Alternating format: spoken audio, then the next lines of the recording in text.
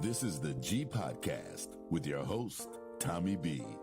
Hey, what's up, y'all? Welcome to episode 269 of This is the G Podcast. Yes.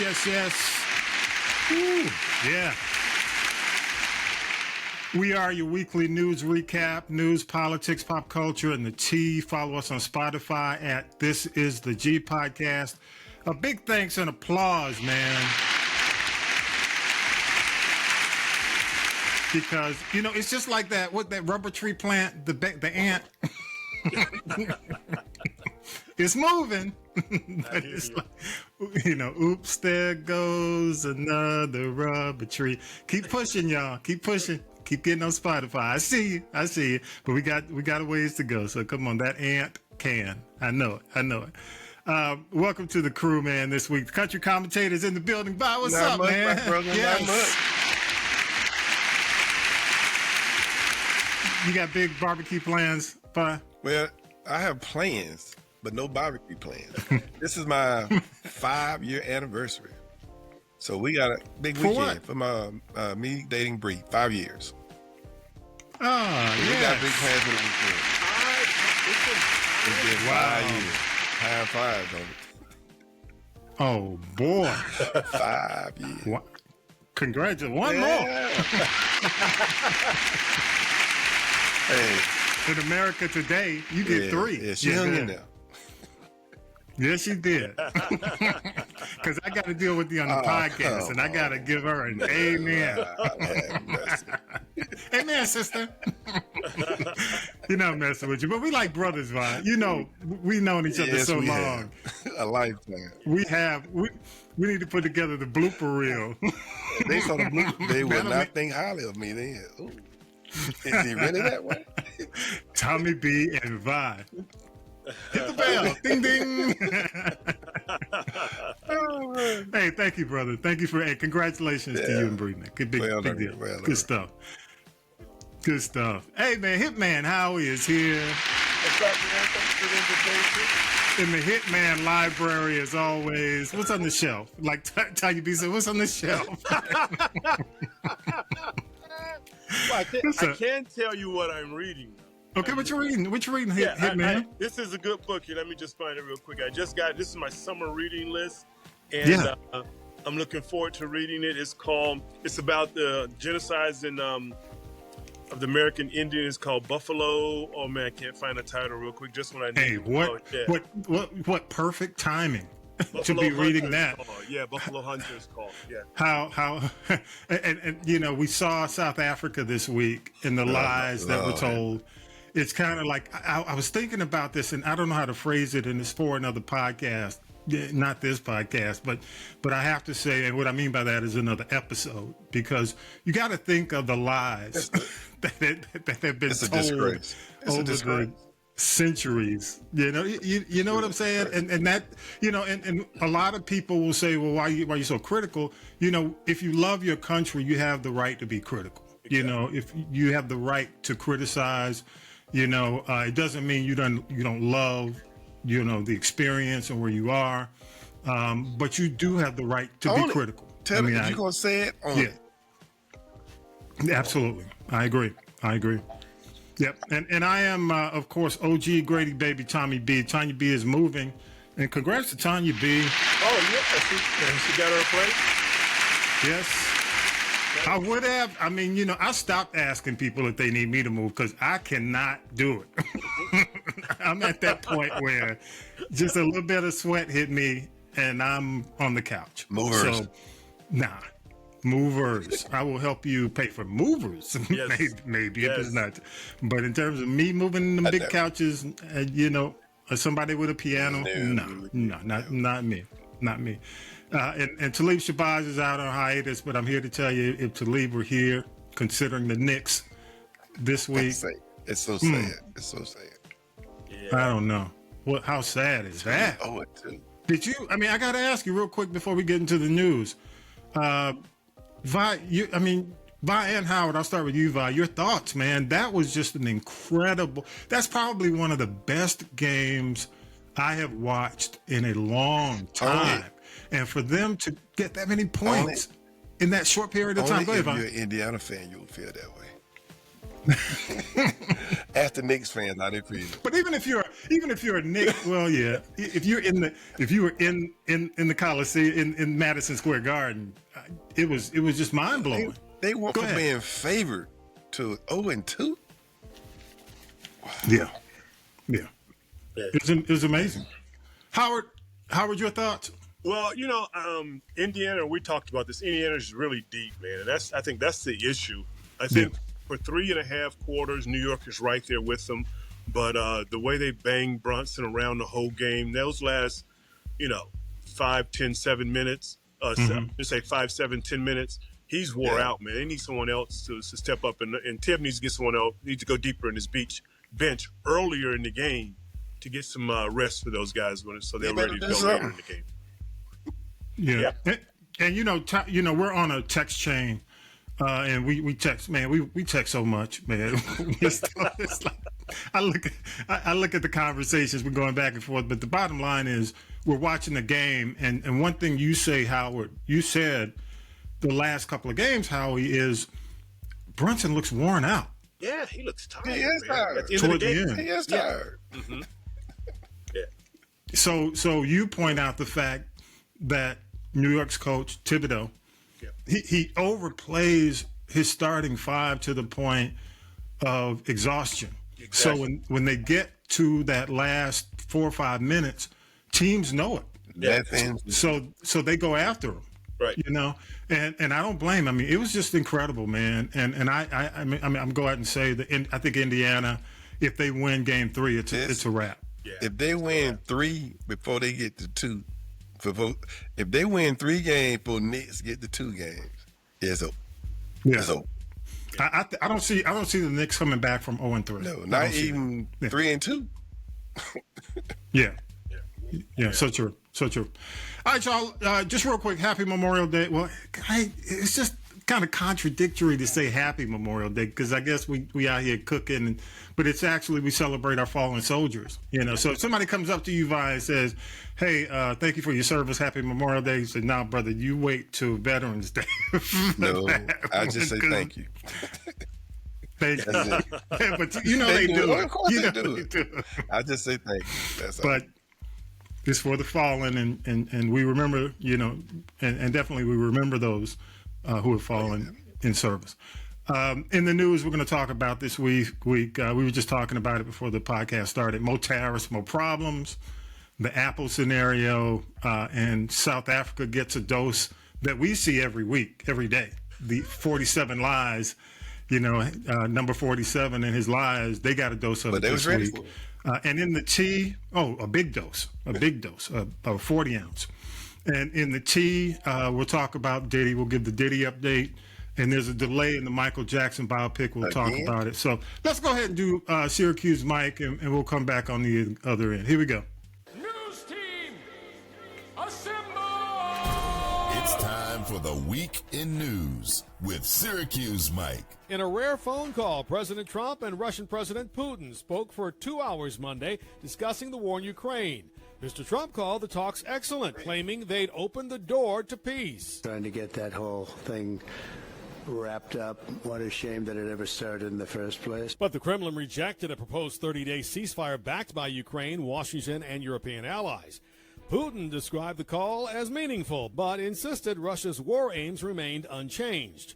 Trump, in the meantime, said negotiations should now be left to Ukraine and Russia, suggesting the Vatican as a potential host. Despite the president's upbeat tone, nothing has really changed. Many political experts believe Putin's real strategy is to drag things out, believing that the U.S. doesn't have the political or financial will to support Ukraine indefinitely. Treasury Secretary Scott Bessent says Walmart will absorb most of President Trump's tariffs, but warns some costs may hit consumers. Bessent told CNN the president urged Walmart to eat the tariffs after their CEO said higher prices are likely. Economists have stressed U.S. businesses, not foreign nations, pay the tariffs, often passing them on to shoppers. The WNBA is investigating racist remarks made toward Chicago Sky's Angel Reese during Saturday's game against Indiana. The Players Union condemned the abuse, calling it unacceptable. The FDA is shifting its COVID-19 vaccine strategy, now focusing on protecting those most at risk. Under the new plan, people 65 and older and younger individuals with serious health conditions would still have easy access to updated shots. But for healthy adults and children, vaccine makers will now need to conduct larger studies to prove the benefits outweigh the risks. That means annual boosters may no longer be recommended for everyone. Federal health officials say this move aligns the U.S. with other high-income countries and could help rebuild public trust in vaccines. Estimates suggest that between 100 and 200 million Americans would still qualify under the new guidelines. Former Atlanta Mayor Keisha Lance Bottoms is officially running for governor. The Democrat announced her bid in a campaign video released Tuesday, saying the prospect of a second Trump presidency is fueling her campaign. Bottoms, who served in the Biden administration, hopes to become Georgia's first black governor. She's banking on Trump's declining popularity over economic concerns to help Democrats retake the state. While she has much stronger name recognition than any other announced Democratic candidate, questions remain about her appeal beyond Atlanta and if voters there will hold her decision not to seek a second mayoral term against her. There was another confrontational meeting in the Oval Office Wednesday. President Trump confronted South African President Cyril Ramaphosa with a video he claimed showed genocide against white South Africans. Mr. Trump described it as the opposite of apartheid, a claim widely discredited by experts. Ramaphosa was in Washington to reset diplomatic ties and calmly dismissed the claims, urging a measured conversation. There is just no genocide in South Africa. South African officials maintain while crime is a major issue, most victims are black. The country's president even said he thinks President Trump may actually have some doubts about the claims. There is doubt and disbelief in his head. Analysts say Trump's assertions echo long-standing conspiracy theories amplified by right-wing media. There is a law in South Africa in which the state can seize land for public purposes.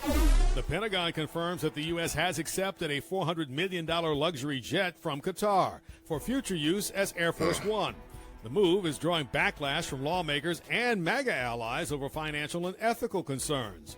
Upgrading the jet to meet presidential security and communication standards could cost taxpayers hundreds of millions of dollars. House Republicans narrowly passed a sweeping bill early Thursday that enacts key parts of President Trump's tax and spending agenda. The One Big Beautiful Bill, yes, that is what it's really called, passed by just one vote, 215 to 214, after weeks of tense negotiations among GOP lawmakers. The measure extends tax cuts, ends Biden-era clean energy initiatives, and funds border wall construction and mass deportation efforts. It also includes tax relief for tips and overtime. And while the legislation does not include the president's promise to slash taxes on Social Security payments, it does offer a new $4,000 deduction for taxpayers aged 65 or older. Once Trump leaves office, some deductions also go away. Critics warn the bill could add trillions to the national debt and cut access to federal safety net programs like Medicaid for millions. The legislation moves to the Senate.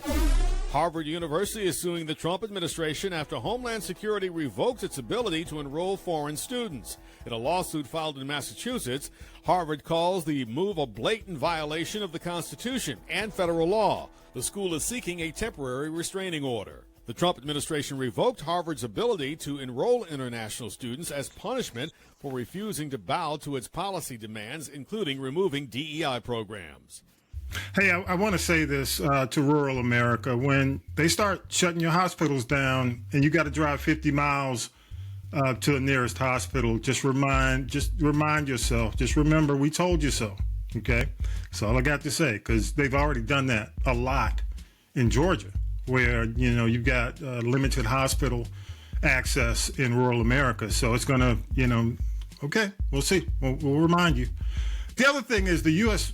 takes land from people all the time, y'all. It's called eminent domain.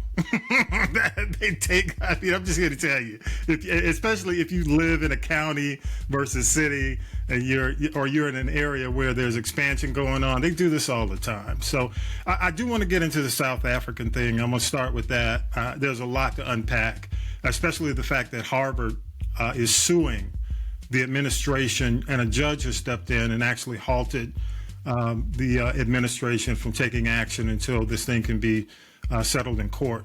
But I do want to start with South Africa. You've heard Mike's report, but the breaking news stepped in before Mike actually sent his report, and they have presented the fact that the documents, if you saw the video, okay, he was showing documents, and somebody zoomed in on the documents that he was showing, kind of rifling through, and the documents are from Rwanda and the Congo. They had nothing to do with South Africa. The video is all propaganda, basically, again, gaslighting, lying, and the fact that you lie, that obviously we know he's capable, but it's showing other nations what we have to deal with every day. And I want to play a clip, because for me to say this probably does not have the impact of white South Africans saying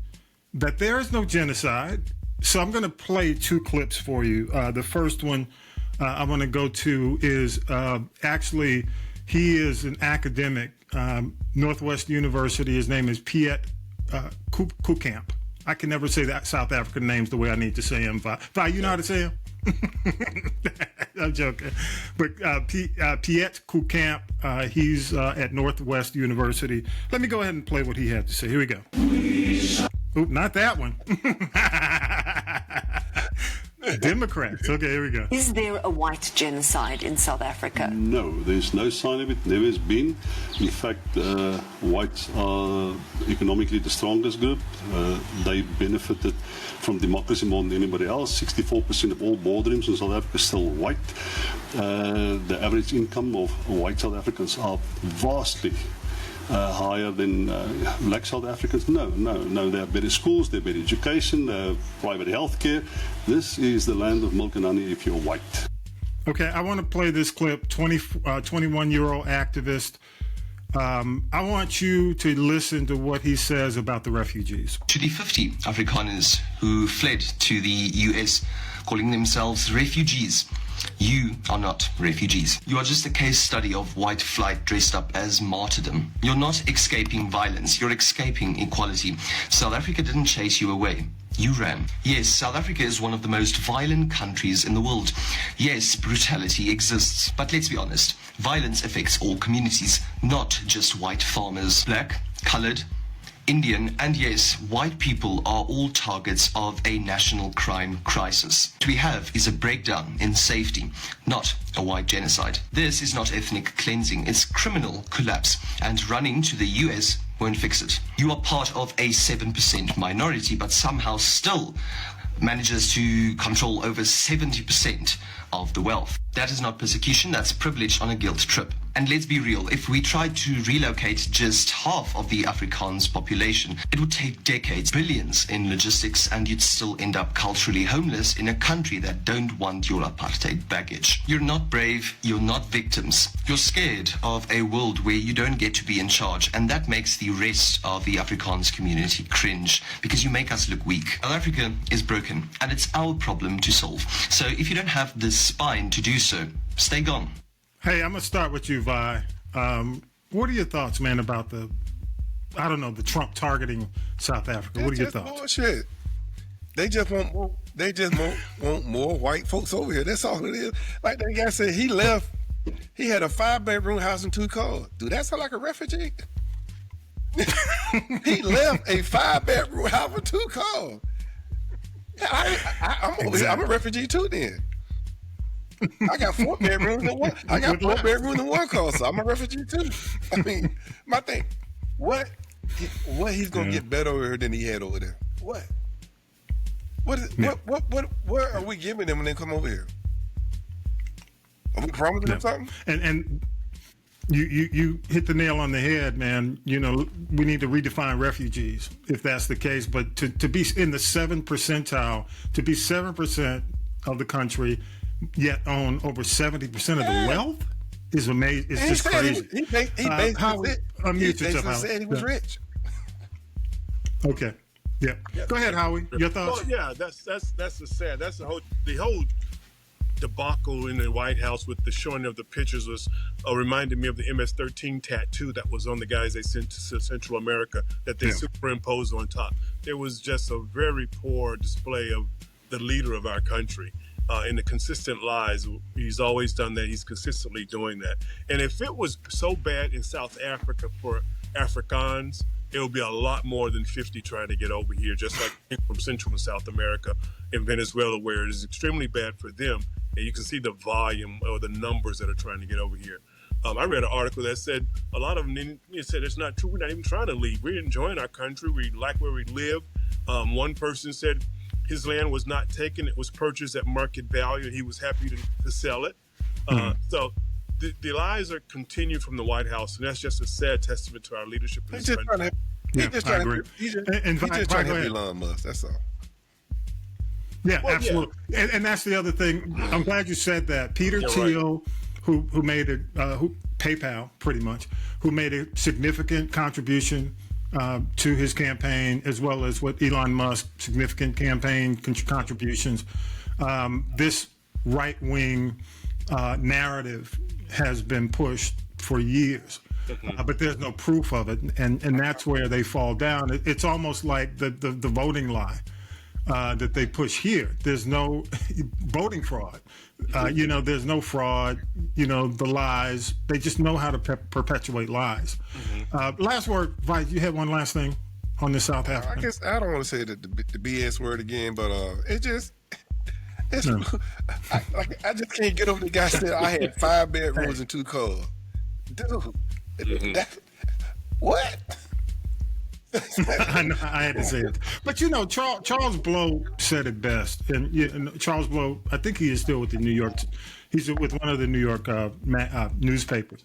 He said that using black violence as a way to create fear has forever gone on. This goes back to the Citizens Council, Ku Klux Klan, going back to right after slavery, that period.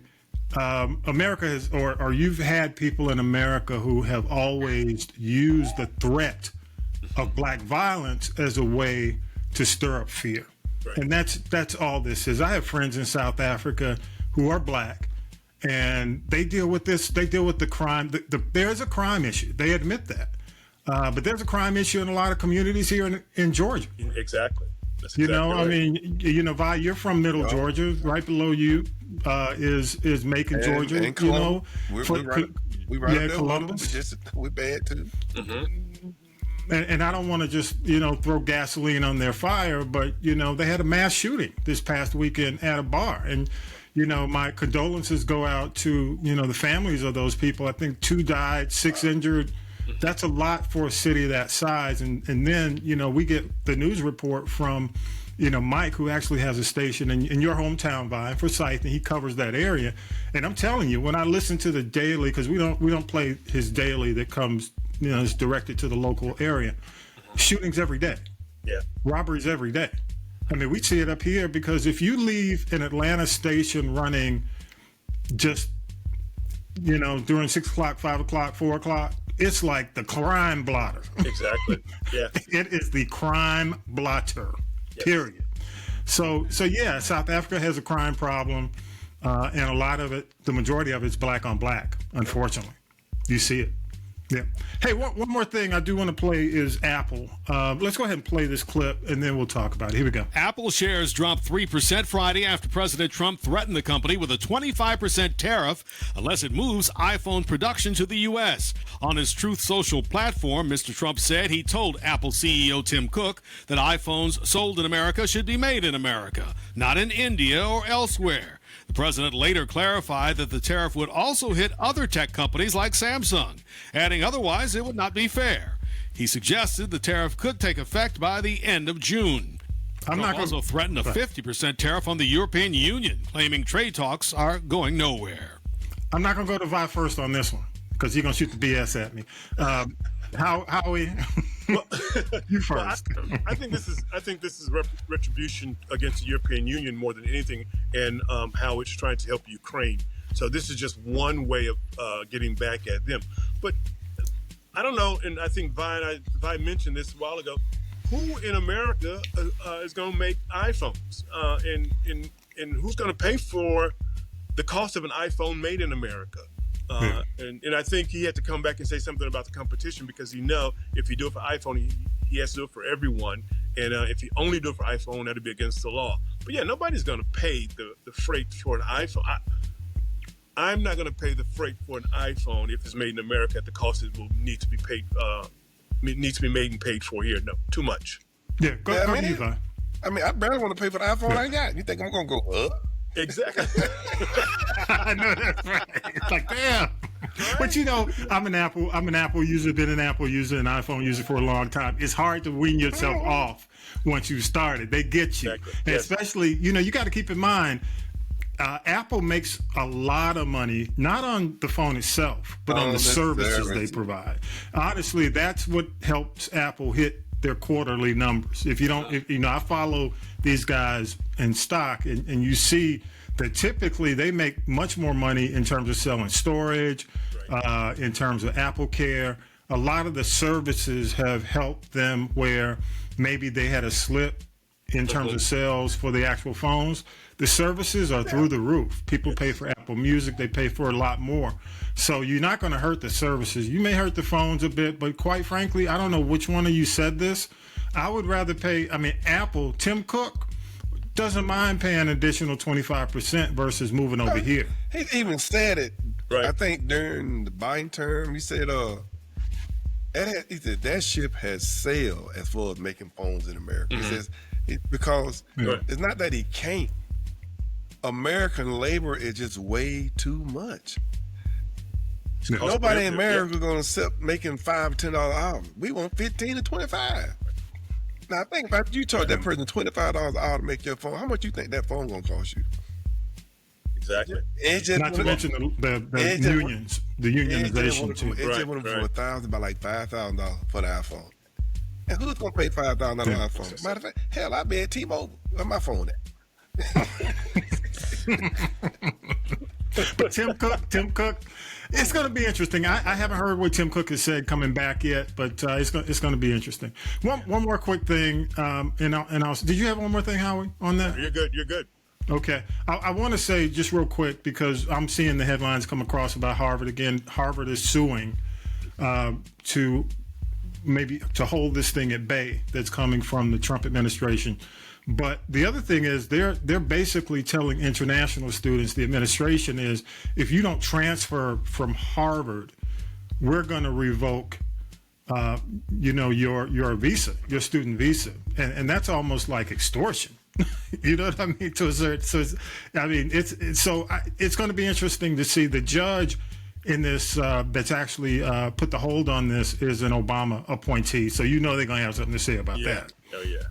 So one more last thing in politics I do want to ask you guys. Biden's cancer diagnosis. We didn't get into that in the news. It's unfortunate, but where do you think it places Joe Biden in the Democratic fight at this moment? I'll start with you. He's not in the fight. Well, he does. He comments, and he needs to worry about his health. When I heard that, I'm going, you're trying to tell me this man was the president of the United States, he gets the best health care in the world, is just not finding out he got cancer? Yeah. No, I don't believe that. Yeah. I don't believe that. Okay. Howie? Well, there is some conversation that it was hidden during his presidency, and I would like to think that something is known or could have been known during that time period, and you could see the deterioration in his ability to communicate and walk and move as during the end of his presidency. But that being said, as far as his voice in the Democratic Party, I think it's less and less as we move away from him. His presidency ended so bad. I'm not sure he has any or that much value in the Democratic Party overall. Yeah, I've been critical, and I've had my words to say about not just Biden but the Democratic Party. But let me say this: somebody sent me some information on a Republican rally that's coming up that's asking for more money to be taken out of this new bill. Well, basically more cuts. Right. And they sent it to me like, hey, you need to come out. I said, no, I after this administration and actually a few administrations back, you will never see me at a Republican rally. I know I talk shit about Democrats all day long. Right. But really and truly, Trump has cemented the fact that I will never be a Republican. Exactly. I mean, that MAGA has cemented, let me say it so everybody will know, they have cemented the ability to pull me into that mess because they don't, you know, whereas I'm hard about the strategy that the Democrats have. It's much, much worse, you know, to be, you know, in a cult. I'm not going to be in a cult. I agree. I don't even know if they value or want us, tell you the truth. They don't. Well, they do. I mean, eventually, though, Howie, if they lose these independents, the independent voters, they're going to be scrambling. That's the only time they want you to vote. They don't care about your voice. No, they don't care about they your voice. giving all these DEI policies, and it's so blatant the way what the stuff. To me, they're just erasing Black history. They don't want us to have any voice. You don't want. You don't even want. It's like they don't even want us to know that we existed. Yeah. It's the old land grant college thing. We want your money to build colleges, but you can't come to this college. That's what it is. We want your money, but we don't want you to have a voice or say or do or anything as far as our party is concerned. That's they don't exactly want no Black. They don't want Black leadership whatsoever. No. And you know what? It's been shown with the administration in terms of all the folks who were stepping out. We were telling, you know, we were laughing at all the Black people going out and speaking for, you know, Trump and his folks, and none of them, I haven't seen any ones who were prominent get any cabinet positions or any leadership positions. Scott Donaldson. To me, what makes it so bad is the people that get appointed the position, they're not even qualified to hold the position they're holding. But they're his buddies. They're loyalists. And I agree with you 100%, but they don't, he didn't care. He just wants loyalty. That's it. That's their version of DEI at the finest. It is like same thing. You have people that look like us that's unqualified in these positions. That's what they were arguing about when it came to certain people of color in positions. But man, if you put the resumes side by side, the people of color far better prepared than the people he put in place. They send my boy who's over the FBI. They see him in the nightclubs more than they see him in the office. Let me say this, man, because it's tough. It's tough for me to hear people say DEI equals unqualified. That's wrong. It's wrong. It's 100% wrong. And it's the opposite. It's just trying to get the best diversified. Mm-hmm. Exactly. And you know, but I'm not going to go into that. That's a whole nother podcast as well. But you guys get the point. Yes, hopefully y'all get the point as well. It's just about having different points of view from different cultures contributing to the good of an organization or whatever. So we'll leave it at that. It's unfortunate, man, because I say this all the time. The people who were really on the forefront at the beginning of this have disappeared. All of a sudden, you know, the ones who were rah-rah DEI in terms of getting it implemented in a lot of cases, especially during George Floyd, you don't even see them or hear from them anymore. And that's the sad part of this. They just let this thing fall. Okay. Hey, let's do this. Let's just go ahead. Now then, children, it's time for tea. It's tea time, y'all. Sipping the tea with Tanya B. Yeah, I'm just rolling because we got we just rolling, taking up time. No break this time. But hey, real quick, the Diddy trial, y'all, it's like a daytime soap. It is actually pushing up against Beyond the Gates for me, man. It is out there. And Don Richard, if y'all don't know, she's from Danity Kane, testified she witnessed Combs attack Cassie with a frying pan back in 2009. And she faced intense cross-examination over consistencies in her account. Just some of the stuff, you know, I saw this week. Carrie Morgan, I think that's her name, Carrie Morgan. She's a friend of Cassie. She stated she saw Combs physically abuse Ventura multiple times and described Ventura feeling unable to leave due to financial dependency.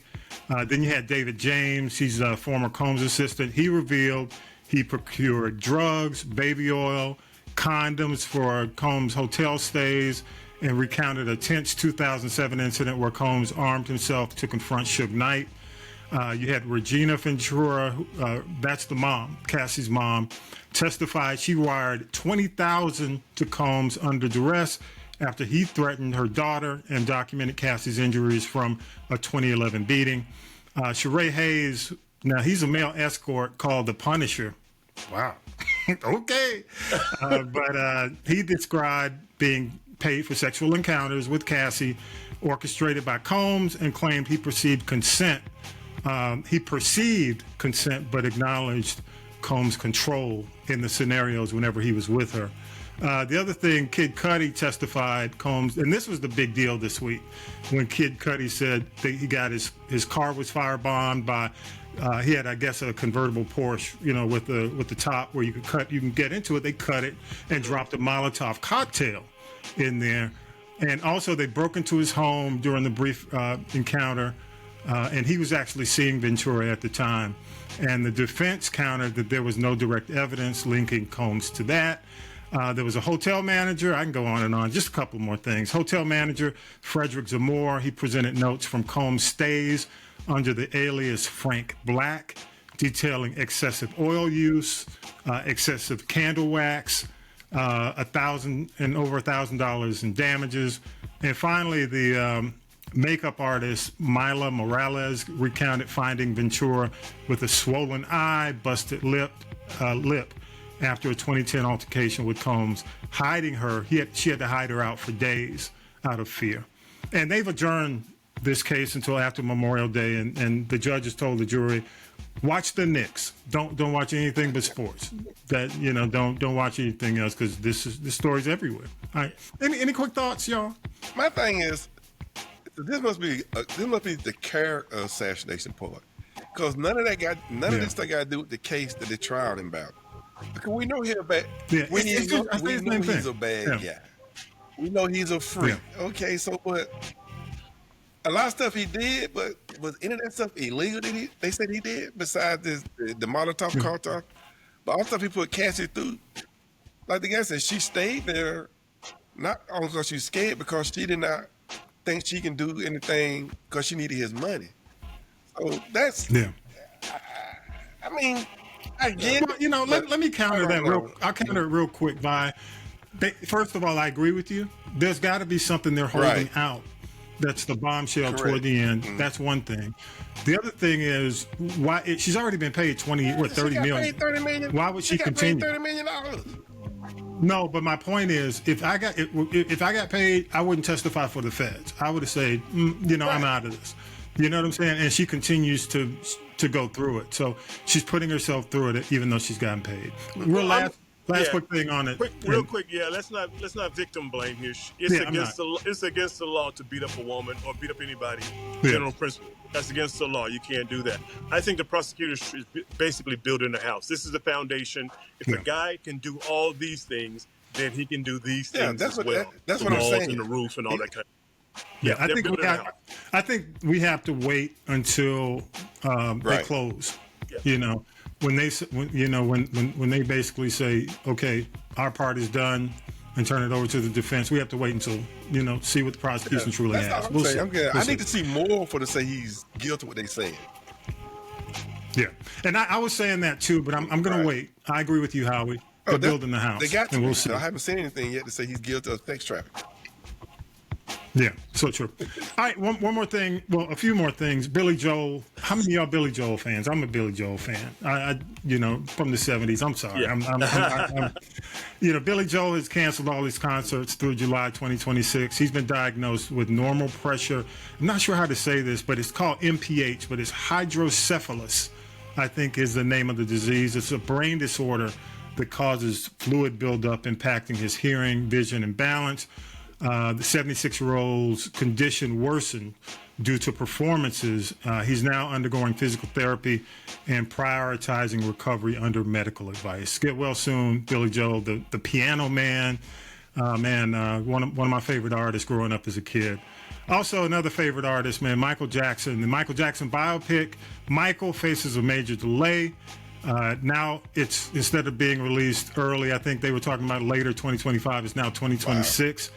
Wow. After legal hurdles forced reshoots, a lot of reshoots. Legal issues tied to depicting a 1993 abuse accuser, barred by a prior settlement, prompted re-edits and splitting the film into two parts. So check this out. They're going to have two different installments. The first installment ending with Jackson's Off the Wall era. Now, I don't know about y'all, but Off the Wall is actually one of my favorite albums. So I think it's a good idea to take it up to old Michael. And you know what I'm saying? And that's what I consider Off the Wall, old Michael Jackson. And that's going to undergo 22 days of additional filming in June to expand that as a standalone story. Okay. So I think that's a great idea, because there's a difference between the off-the-wall Michael and then the Thriller era going forward. There's a big issue, even in the look. You remember that Rock With You video? You know what I'm saying? Yes, I mean, yeah, it was. That's when the girls were like flipping over the stands trying to get to Michael in the stadium. So there's a difference between that era and the second era. So they're breaking that into two parts, and that is directed by Antoine Fuqua. And it stars Michael Jackson's nephew, Jafar Jackson, who really does look a whole lot like Michael when you see him. I'm like, damn, that's Michael. Okay. So they're working on that. Also, man, gotta say condolences to the family of George Wendt. Y'all know George Wendt? Never heard that name? Norm. Norm. I know that's a little stretch for what we do on this show, but everybody knew Norm from Cheers. You know, the bearish, beer drinking dude. He was nominated for 6 Emmys during his time with Cheers. And he died on Tuesday at his home in Studio City, California. He was also a big Chicago Bears fan. If you recall the Saturday Night Live skit, The Bears. The Bears, yeah. Yeah, he was a big part of that as well. Mike Ditka loved that skit, and he was a big part of Chicago. He was originally from Chicago. So rest in power to Norm Peterson, George Wendt. He was also, I don't know if y'all remember, I think he was in the Black or White video with Macaulay Culkin as well. So yeah, I want to play this, y'all, and talk about it. Get your thoughts. And this was kind of a big deal. Ryan Clark came out, if you know, and I want to get your. Let me say the best way to say it. Howie, can you explain the RG3 Ryan Clark situation? How would you sum it up? I think at the end, Ryan Clark kind of fell on his knife. He apologized for talking about RG3's wife based on some comments RG3 made about the basketball player for the Chicago Sky. I think I got that right. And I seem to think that Ryan Clark kind of got over his skis when he started to talk about people's family. And I don't think African American women need anyone to what do I say, fish for them or prop them up. Champion for them? Yeah. I don't think African American women are excellent on their own. They can stand on their own. They provide a great number of things and a great contribution to our country and to this world. And they don't need the Ryan Clarks of the world to blame someone else's thoughts to prop them up. That's why I think he lost me on it. And whenever you talk about somebody's family and wife, I think you've crossed the line. So Ryan got a little bit over his skis, and he did apologize for it and fell on his knife. And that's admirable of him. I'm going to go ahead and play the clip, and I'll come back to you, Vi. I want to get your thoughts. I have my thoughts as well. Here we go. Let me say this before getting into reasoning, before getting into thought process. She should not have been brought up in me trying to make a point about how having black women close to you and the things that you learn from them can help you in the way that you approach and speak to and about them. She didn't need to be the illustration of that. I could speak positively about what they are without making the insinuation that it's something that non-black women don't do well. I'm doing the exact same thing, or it may have seemed that I did the exact same thing to her that I'm trying to keep people from doing to black women. My thought process was, in seeing certain clips on my algorithm, on my timeline, they do a podcast together. In that podcast, they talk very openly about not being black enough. They talk very openly about biracial kids, what it's like to not be accepted in the black community. They very rarely talk about black women. In the video that RG3 posted that I felt like mocked Angel Reese, she was in the background. Did I love the optics of RG3, a black man, attacking and imitating and what I felt insulting, mocking a black woman as his wife was in the background, almost seemingly as a prop of, and this is my feeling, of what was good, amening, nodding along, and applauding what I felt like was a personal attack. I didn't. But that doesn't mean because I have that feeling about what you do to someone else that I can do that to you. So, to Greta, I was out of line. I was out of bounds. I apologize. To all of the people that don't like RG's take or takes or the way that he moves, or even if you just in this conversation take my side and want to support me, leave his family alone. It doesn't take a daily attack on his wife, on his children, to remind him that you think his take, his takes, or whatever it is the wrong thing to you. Families should be off limits.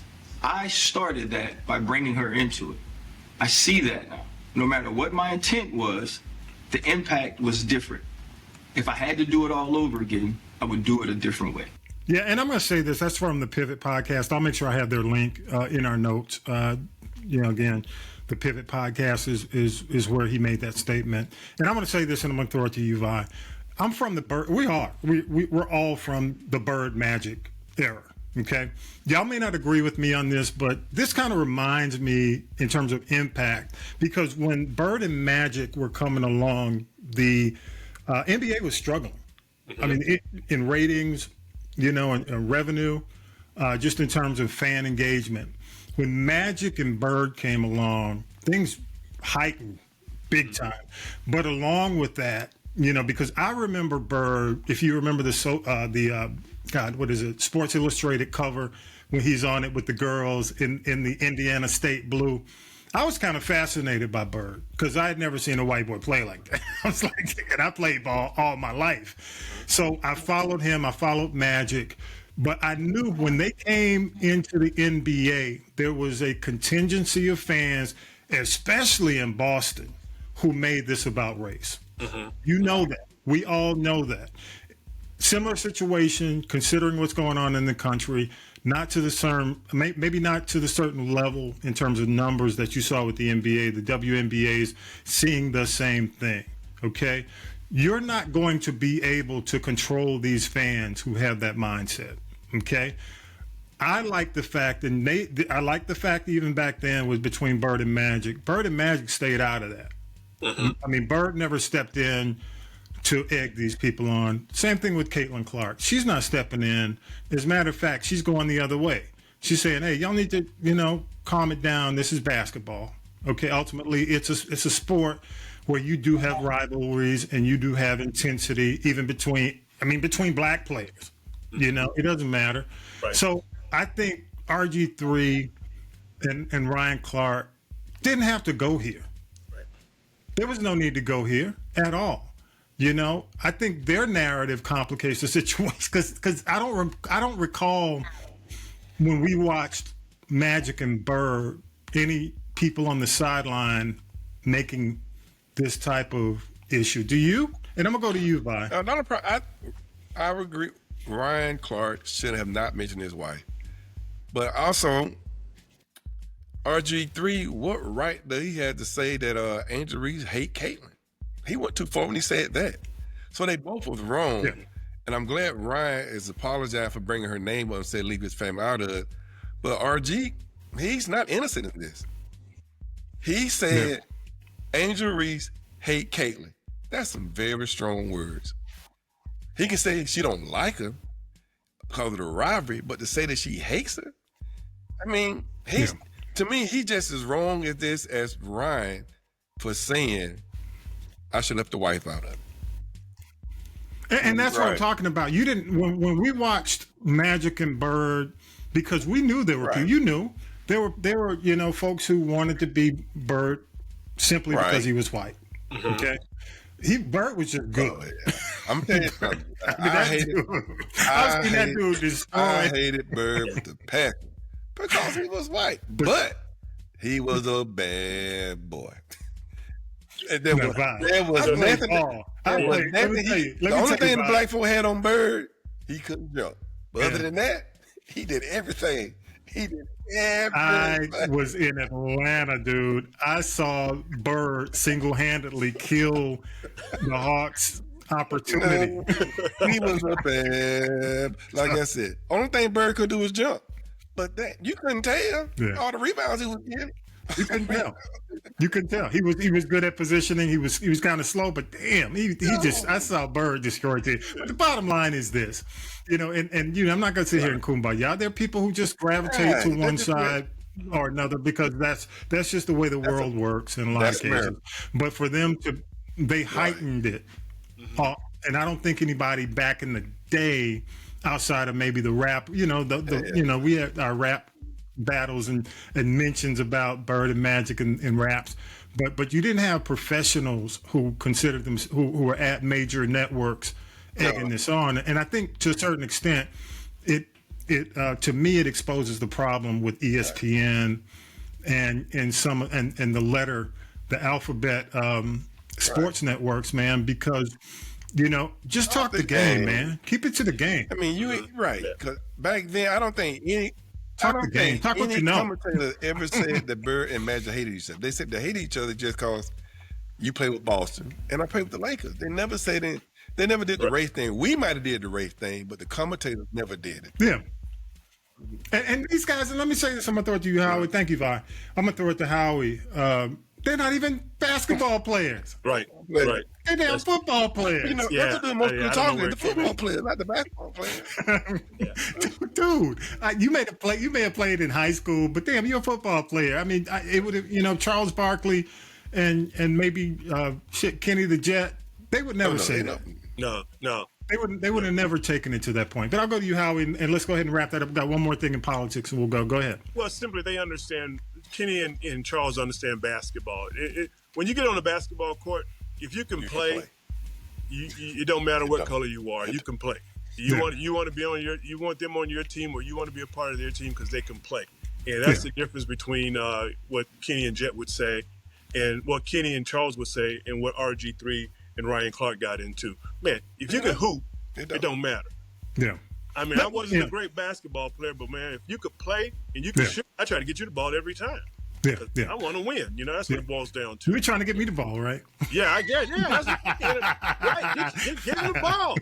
Hey, man, if somebody's warm or if somebody's on your team and they're warm, why not? Yeah. Get him the ball. Yeah. Hey, shoot, man. I'm trying to shoot. I'd rather come out with 10 assists than 10 points if I need it. Yeah, so true. I mean? I'm going to say this real quick. We're probably going to go a little long on this episode anyway. So I got to say this, man. For me, and I'm old school, and I grew up in Atlanta. For me, it's kind of like the whole Pete Maravich era, okay? Pete came to Atlanta first. Dude, I love that dude. When he was hot, right? I think he scored almost 100 points. The Hawks were losing like crazy, but Pete was going to have 60. Right. You know what I'm saying? But it reminds me of the jealousy internally. The Black Hawks players, I mean, because first of all, you got a big contract. The Caitlin Clark situation reminds me of Pete Maravich when he first came into the league. The expectation, maybe it was the Great White Hope expectation. Pete was a different kind of player, dude. Right. Pete, I mean, in terms of his level of training, to this day, we still do the drills that he created. Mm-hmm. I used to go to basketball camps every summer, and we would do the Pete Maravich drills where you go between your legs, all this stuff. Bottom line is what Caitlin Clark has to do versus what Angel Reese has won a championship. Caitlin Clark needs to be quiet, continue to play, grow her game, but Caitlin Clark needs to win championships. That's one thing. If I compare Caitlin Clark to anybody, it's kind of like Pete Maravich. He never really won a championship. But you go to Caitlin Clark, she didn't win in college. Am I correct? She didn't win a championship. So if I'm Caitlin Clark, I'm going to just hunker down, get my game right, but also understand I need to secure my legacy and not wind up being Charles Barkley. Right. I'm going to leave it at that. Exactly. Sorry. But you got to win. You got to get a championship. Okay. Yeah. All right, y'all, real quick. Let me go ahead. We're going to do this real quick. And I hate to do it on the end, but I think it's we need to leave on this. Here we go. The Political Roundtable. Y'all, can you believe it's the 5th year anniversary of the murder of George Floyd? And we're taping on Saturday. So tomorrow, Sunday, it will be 5 years since that infamous knee on the neck. And I'm going to start with you, Howie, and I'll go to you, Vi, and I'll come back and I'll close it out. But Where do you think the nation is, man, 5 years later, right now? I actually think we've regressed a bit in what we're trying to do is around policy and police reform. The current administration call themselves police lovers, but the reality is I don't think they are. But yet their rhetoric is about giving police more autonomy and more a better way or a greater way to be ruthless. And my argument with people who back the blue is that, yeah, I back the blue too, but I do not back criminals. And that's what's happening in a lot of cases, especially in the George Floyd case. That was a criminal. He just happened to be in a police uniform. So yeah, I think we've regressed a great deal, and we need some changes, and we need to continue to voice it. That's the issue. You look at what just recently happened with Memphis in the Memphis case.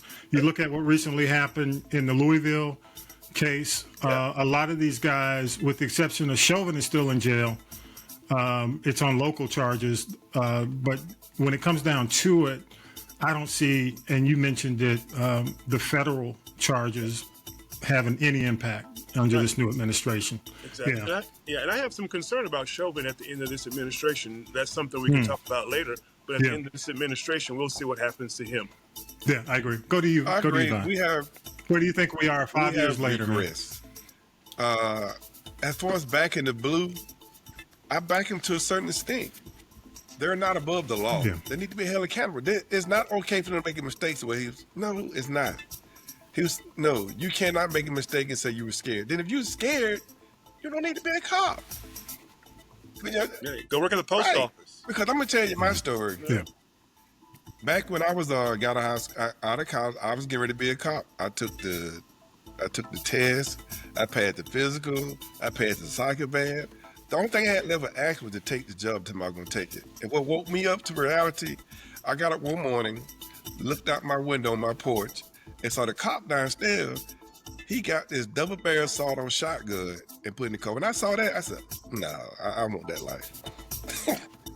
That's a different life. No. What guys said, they're not just toting guns. They're shooting. They're actually shooting people. I said, no, I'm not ready for that. So, you're not about that life. Okay, then don't do it. Yeah, I'm all about protecting society and making sure that law and order is upheld.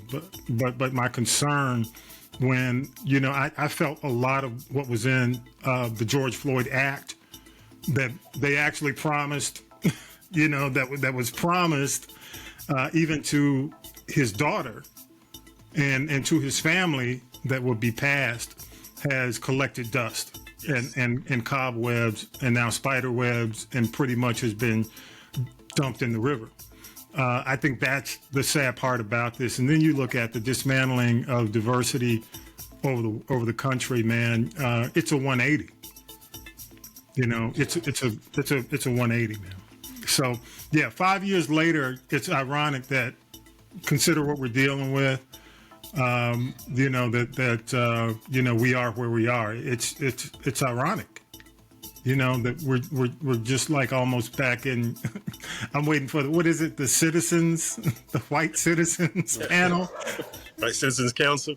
Yeah. The Citizens Council. I'm waiting for that next. Yeah. So, yeah, we'll see. Wait, real quick, Tom, you talk about the George Floyd Act. It wanted to limit qualified immunity as a defense. And just recently they're talking about they're going to increase the qualified immunity under this current administration. So just the opposite of what the George Floyd Act wanted to do.